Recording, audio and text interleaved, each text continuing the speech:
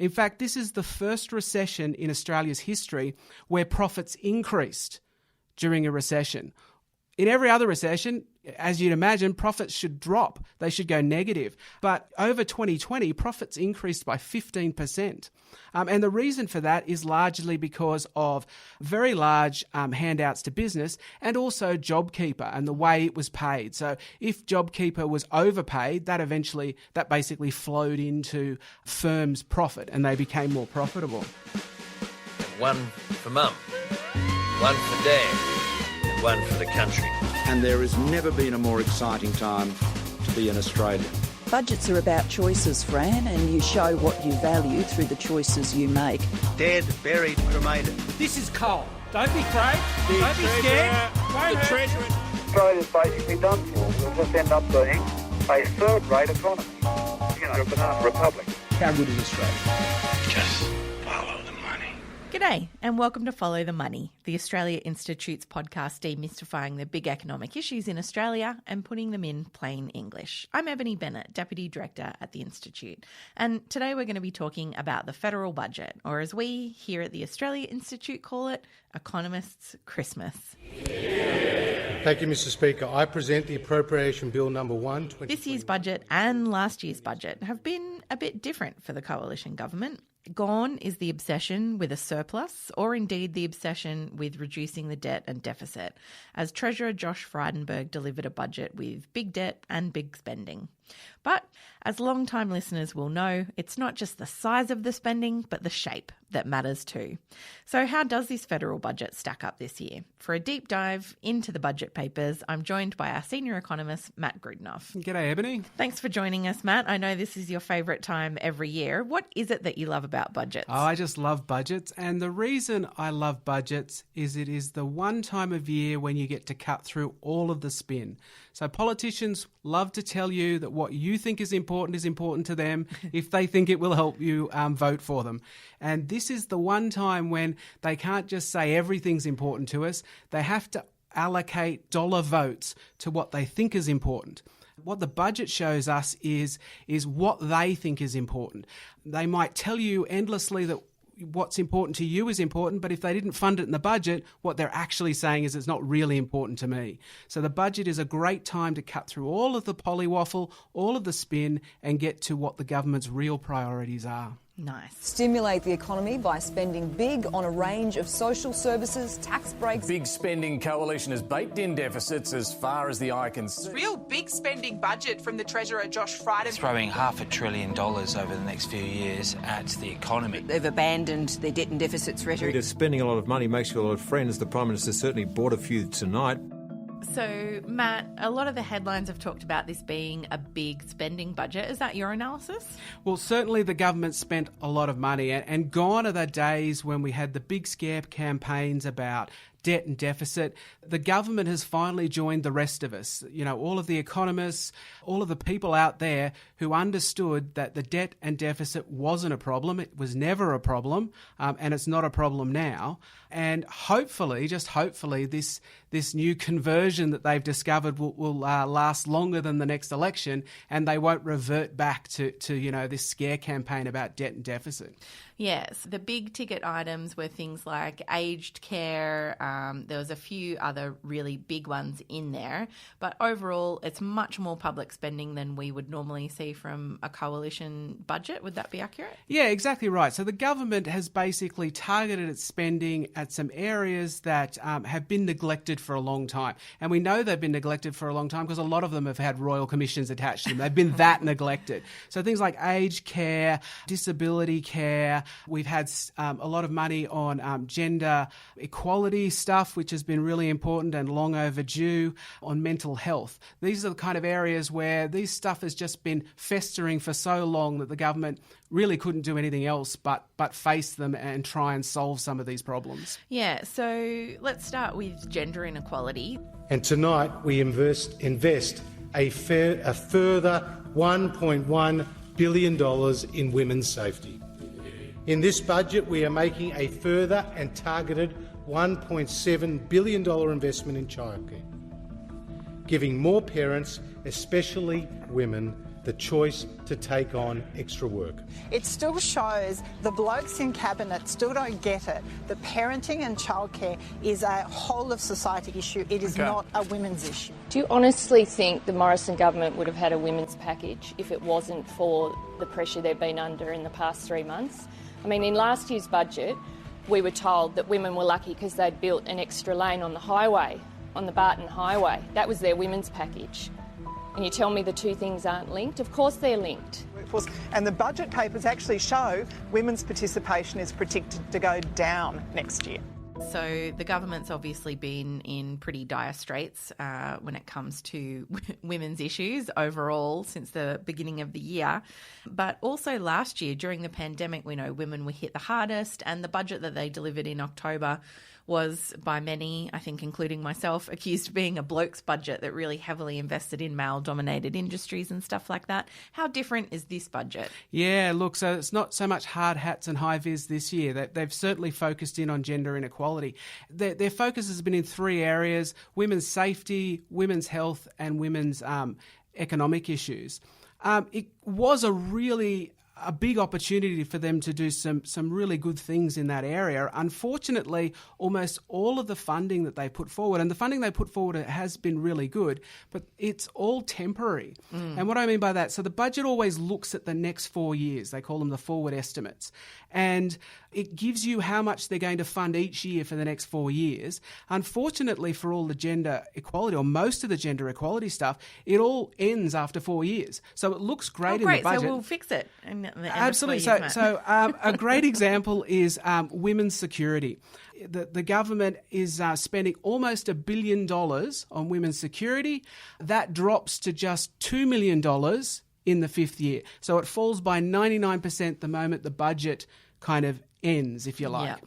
And women's health is similar. We have a massive fall off in the 5th year. In fact, the only ongoing funding in the women's space was childcare, and childcare actually benefits both men and women. Yeah. And is largely an economic issue that they should embrace regardless. Yeah. So really, they haven't had any commitment in this area, I think, and that's fair enough. And probably the best analogy I can give you is within the government, there's the Office for Women. Yeah. And it is the one part of government that's been asked to look at and try and improve gender inequality. Mm-hmm. You would think with all the new ministers for women, including a Prime Minister for Women briefly there, that's an office that would need more funding. But rather than more funding, it hasn't had its funding increase. Rather, it's having its funding halved over the next 4 years. And that, for me, just is a great analogy for the commitment this government has to gender inequality. Halving the budget for the Office for Women. Yes. I mean, it's still maybe slightly better than Tony Abbott as Minister for Women, but not by much. Yeah, but not by much. Tonight, we commit $17.7 billion in targeted and practical new funding to significantly improve the system. Yeah. We will fund another 80,000 new home care packages. That the quality of care in aged care is also linked to the quality of jobs. And there's nothing that says we're going to lift the skill, the wages, the conditions and the security of those thousands and thousands of mainly women workers who look after older Australians. Yep, you make a good point. So I want to come now to aged care. We've obviously, as you said, seen all the horrific stories coming out of the Royal Commission, and they made some really specific recommendations. Has the government taken those on board? Yeah, the aged care gave us a really good picture of what was needed in the aged care space. And if you looked at all the recommendations that they made, you know, it would cost between about $10 and $20 billion a year to fund. So the bare minimum you could get away with would be $10 billion a year in extra funding for aged care to cover just the basics of those recommendations, all the way up to about $20 billion if you wanted to really make some big changes in that area. And so how many billions are in this budget every year? Well, the government announced $17.7 billion, which is more than $10 billion. Unfortunately, that $17.7 billion is over 5 years. So to put them in like for like, the bare minimum required $50 billion and they're offering $17.7 17.7 billion, or about a third of the bare minimum. And again, like 17.7 billion is going to make a difference, but it is not going to fundamentally solve the problem. Are we going to hear these horrific stories in 10 years' time? Possibly, if this is all the funding they're offering. It doesn't solve the problem. It just almost makes it look like they've got something to talk about when aged care is raised as an issue. Yeah. Yes, we're spending $17.7 billion over the next 4 years. Isn't that great? Well, not really. It needed much more. Yeah, and I think it's a little bit like JobKeeper, if I'm reading things right, in that there's not much in terms of mutual obligations, shall we say, on service providers to either put that to giving their workers a pay rise or making their food better quality. It's just kind of a bit of a nod and a wink. You should do a bit better and here's some more money. Yeah, look, absolutely. So aged care suffers from the same sort of problems that childcare suffers from, in that it is heavily subsidised by the government, but they are ultimately, a lot of it, not all of it, but a lot of it are private for-profit organisations. And if the government gives them more money, then they can, increase their profits or make the care better. That's ultimately a choice for a private business. And perhaps what we need to look at is whether or not the government should be controlling more of this, or it should be a more not-for-profit rather than profit businesses providing care. Over 99% of businesses employing over 11 million workers can write off the full value of any eligible asset that they purchase. So a tradie can buy a new ute, a farmer a new harvester, and a manufacturer expand their production line. Moving now on to for-profit companies, the Australia Institute ran a pretty long campaign against the company tax cuts and pretty much succeeded in knocking them off for large companies. What is in the budget this year for companies? The company tax cut was a big campaign for a long time that was eventually knocked off, as you said. But since we've seen the pandemic, the government has really focused heavily on handouts to business, more than I can ever remember. They have really focused on giving businesses money. In fact, this is the first recession in Australia's history where profits increased during a recession. In every other recession, as you'd imagine, profits should drop. They should go negative. But over 2020, profits increased by 15%. And the reason for that is largely because of very large handouts to business and also JobKeeper and the way it was paid. So if JobKeeper was overpaid, that basically flowed into firms' profit and they became more profitable. So if we add out, forgetting JobKeeper for a second, but if we just add up the largesse over the last couple of budgets, we come up with $53 billion over 4 years that business are getting. If they got the tax cut, Dave Richardson, our economist at the Australia Institute, calculated that they would have got $57 billion. Now, when you add in JobKeeper as well, and the profits that they probably made out of that, they probably got more than their tax cut. They would have got from if they got that the tax cut down to 25% that they were asking for originally. I mean, knock off one and they find another way to shovel that money out the door. That's exactly right. And look, the BCA were almost bragging about this when they were saying, look, we'd prefer a tax cut, but, if tax cuts are off the table, we're happy for these other investment incentives instead. And that's basically what they've turned them into. Mr. Speaker, in this budget, our housing measures go even further, helping another 10,000 first home buyers build a new home with a 5% deposit, supporting 10,000 single parents to purchase a home with as low as a 2% deposit. Mr. Speaker, under the Coalition, home ownership will always be supported. Now, I want to come back around to housing affordability, a term that Richard Dennis hates because he thinks it's meaningless. But there was a couple of big announcements in there, particularly, I think, around provisions for single parents to be able to have a much smaller deposit. Is that going to fix the housing affordability problem in Australia, Matt? Look, housing affordability will only get better when one of two things happens. Either demand for housing decreases, and that could just be like a segment of demand. So, for example, if the government changed the incentives that investors currently have, the tax incentives to get into the market, and unless investors got in, then that would decrease demand for housing and housing would become more affordable. Or they can increase supply. So, if the government undertook a big heap of, say, social housing and brought a lot more housing onto the market, that would also make housing more affordable. All of the government's announcements in the budget, none of them do either of those things. If it doesn't decrease demand or increase supply, it will either have no effect on housing affordability or it will make it worse.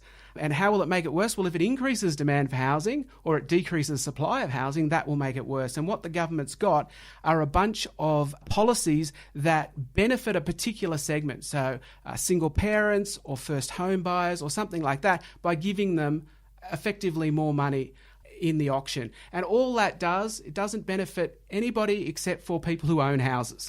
All right, if you own a house and you're selling, you love these kind of incentives because all it will do is beat up the price at the auction. Yeah. If you really want to take housing affordability serious, you need to boot out investors out of the market, or you need to add supply into the market. Until then, we're not going to see housing affordability get better. And this budget will help create more than 250,000 more jobs by the end of 2022-23. It's remarkable that they spent $100 billion last night. They racked up $1 trillion in debt, and yet still we've got real wages going backwards. Low wages, low wage growth, low economic growth. That workers' wages are not going to be rising at all over this 3-4 year period. And I want that's to come not good now for the economy. to It's not a wages. fair recovery. So we know wages growth has been at historic lows, and then obviously we've just been through a recession. Things have been pretty bad for workers out there. And I know previous budgets, if I recall correctly, have had some pretty heroic assumptions in there about wages growth. Yes. Is that in there this year? Yes, look, I mean, the wages assumptions since all the way back to about 2014, I think it was. So, we're talking about 7 years of the most pathetic, awful assumptions around what's going to happen to wages. They keep predicting wages will begin to boom, and every year they go down. And, to their credit now, they have muted somewhat their wages growth. They're still predicting that it will be up to almost 3% in about 4 years' time. That would be great if it happened. Again, I am highly sceptical, as I've been sceptical every year for the last 7 years about this. Maybe they think if they just put it in the budget papers, it will happen. Absolutely. Maybe wages will just magically rise if we write it down on paper. But to be clear, there was nothing in the budget that increased public sector wages, for example. No. So they're against public sector wage increases. Mm-hmm. They don't want to see the minimum wage increase by much. They're not interested in the historic wage case for aged care workers at the moment. So all of their policies are about suppressing wages, and then they're surprised when wages are suppressed. So, But what's really interesting about the predictions about wages growth in this budget is that over the next 4 years, the budget papers, even with those heroic assumptions about wages going up, are going to see real wages fall. That is, the CPI inflation is expected over the next 4 years to be higher than wages growth. So the amount of stuff that you're going to be able to buy with your take-home pay will be lower in 4 years than it is today, according to the budget papers. So not only, are we predicting, wages growth to increase when, historically it has not done, but even now it's gotten so bad that people are actually going to start seeing their wages going backwards. Mr. Speaker, our industries and our regions depend on affordable and reliable energy. That's why the government is unlocking vast gas reserves in the North Bowen and Galilee basins and investing in hydrogen-ready gas plants. We're also shoring up our fuel security by helping local refineries to keep operating here in Australia. It's $35 billion in excise going to the coal industry for the diesel excise. So there are ways we could be saving money. This debt doesn't have to be as big as it is. We must remember this.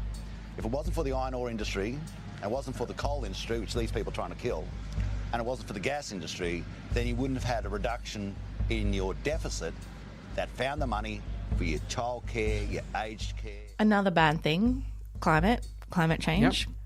We do know, obviously, it's one of the most pressing issues that we're facing. We had the Black Summer bushfires last year. It's, there's some pretty big impacts of climate change that we're actually seeing right now. Tell me what's in the budget for climate action. Yeah, well, as I said at the start, the budget is about priorities, and if it's not in the budget, it's not a priority. And guess what? Climate change is pretty much not in the budget. In fact, if you scour around, you can find just under 50 million over the next 4 years for renewables and batteries, but that's pretty much it. Okay, so on one side, you've got less than 50 million for renewables and batteries, but on the other side, we can look at, well, what are they funding stuff that's going to increase climate change? Well, they've got 1.6 billion over the next 10 years for major polluters, for things like turning fossil fuel into hydrogen. So hydrogen could be good if it used renewables, but this is for fossil fuels. Burying their emissions, CCS. Oh, my favourite. CCS is only 5 years away, Ebony. It's always only 5 years away. It's been 5 years away for 20 years. It has been. And I know the Australia Institute, we've done some research. We've spent over $1 billion and we still have no commercially ready operating CCS project anywhere in Australia. No, absolutely not. Well, and we're giving it more money. We just need to give it a bit more money and suddenly it'll work. They're for polluters to upgrade their equipment and to help them meet their already pathetic and weak targets. But not just that, just after the budget, the government announced another $2 billion for liquid fuel security for oil refineries, and that's on top of the $8 billion we spend on fuel tax credits. So all up, that's just under $12 billion on the one side for polluters, and on the other we have just under $50 million for renewables and batteries. So more than 10 times the spending on fossil fuels. Many more, yes, definitely. Well, that's depressing, Matt. Now, Richard Dennis is currently doing his national Econobabble tour to promote his new and updated book.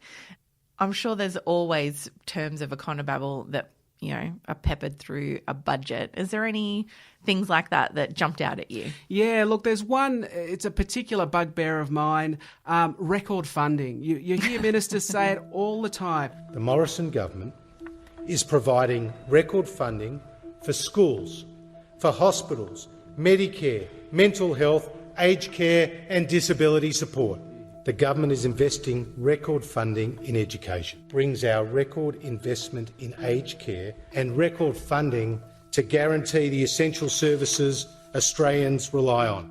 We're spending record amounts on this, or we're spending record amounts on health, or we're spending record amounts on whatever it happens to be. Now, funding for stuff should go up with inflation and population every single year. So that means that every year, if it goes up, is the record year. Yeah. Every single year is a record year. And unless the government's actually cutting it, that's the only time you wouldn't have a record year. And if you also think, if the government didn't fully fund it, if they only increased it by, say, half the inflation rate, that would mean next year the government would be providing less services. If the services have gone up in value and I haven't fully covered it, then you'll provide less services. But guess what? That would still be a record year because it went up by half of inflation. Yeah. So the great econobabble word that we hear all the time, and particularly in this budget, is record funding. If somebody's telling you it's record funding, they're probably trying to deceive you. So, Matt, the final thing that I want to touch on is the overall tax reform agenda. Under the Coalition, taxes will always be lower and hard-working Australian families will always be better off. So obviously the Australia Institute has done quite a lot of research around that, there's no evidence to suggest that a company tax cut would increase growth, for example. But we've also done quite a bit of work around income tax cuts, and the government, way before anyone had heard of COVID, way before the pandemic, legislated some pretty huge income tax cuts. You've talked about a lot of the funding in the budget being temporary, but those tax cuts are permanent. What's the picture for tax reform that comes out of this budget? Was anything attempted, and what's coming down the line for people in terms of those income tax cuts? Yeah, look, there's nothing as far as tax reform goes. The government seems to have completely abandoned it. They extended the LMITO, the low and middle income tax offset, for another year. So that's a temporary measure for low and middle income earners. That's right, and they extended it for 1 year last year, and they've done it again this year, but it could end next year, basically. But as far as those stage 3 tax cuts go, they were legislated 7 years before they were due to come in. And the government said, don't worry, the economy is going to grow strong and we'll totally be able to afford them. They won't be a problem. Now that the economy has tanked, the government is saying, well, the economy has tanked and what we really need is a tax cut. So when times are good, the solution is a tax cut. And when times are bad, the solution is a tax cut. And incidentally, as far as stimulus goes, high income tax cuts are the worst form of stimulus because high income earners, we know, save a big chunk of their money. So there are far better ways of stimulating the economy. And also, it doesn't actually come in till 24, 25. And by that stage, hopefully, the recession will be behind us and we won't need actually any stimulus.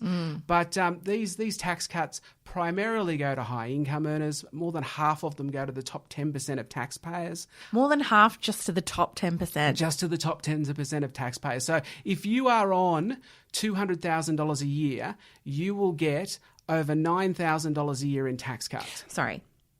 $9,000 a year? $9,000 a year, you will get a tax cut in 2024. If you are in the bottom 20% of taxpayers, you will get nothing, not a single dollar. What if you're in the middle there? Like, what about the people getting the low and middle income, the LMITO? Yeah, so the LMITO, when the LMITO ends, people will actually have a tax increase. So that tax offset will be gone. And so the question is, does the stage 3 tax cuts offset fully the LMITO loss? And the answer for everybody earning $88,000 a year or less the answer is no. So if you are part of the 80% of taxpayers who earn $88,000 or less a year, the stage 3 tax cuts and the scrapping of the LMITO will result in you paying more tax, not less tax, more tax than you do this year. If you're in the top 20%, you will get a tax cut. And most of that tax cut, the majority of it, is for those right at the very top end who are going to get, as I said, $9,000 a year. If you're earning less than $80,000 a year right now, you're getting the low and middle income tax offset. That ends. Where are you left? Worse off or better off? You are better off on the stage 3 of our tax plan, stage 2, stage 1, all compared back to 2017, 18 when they didn't. Compared to this year, Treasurer, are you going to be worse off? But you're not comparing it. You're not comparing an apple and an orange. No, you're comparing. With respect, I am. I'm asking you where. No, but compared to what's in their wallet today, and what's going to be in their wallet in 3 years' time, they're going to be worse off. No, they're not. And can I also point out to you? Well, Matt, that seems like a good place to wrap things up. Thanks very much for the budget wrap-up for 2021. Thank you very much for having me. Do you know how many sleeps it is until next year's budget? Not off the top of my head, but I'll have to start counting them. For listeners, Matt's been coming in for months to the staff meeting every week. Only for the last 50 days. 50 days I counted it down. Telling us how many sleeps there were to the budget. Thanks so much for that, Matt. This episode was recorded on Tuesday, May the 18th, and things may have changed since recording. You can visit australiainstitute.org.au for all our latest research and content, including our 2021 federal budget wrap. We're on Twitter at the Oz Institute with an AUS. My Twitter handle is Ebony_Bennett with a _N_T. And you can find Matt Grudnoff at Matt Grudnoff, GRUDNOFF. This episode was produced by Jennifer Macy, and our theme music is by Jonathan McFeet from Pulse and Thrum, with additional music from Blue Dot Sessions. Stay safe out there, everyone, and thanks for listening.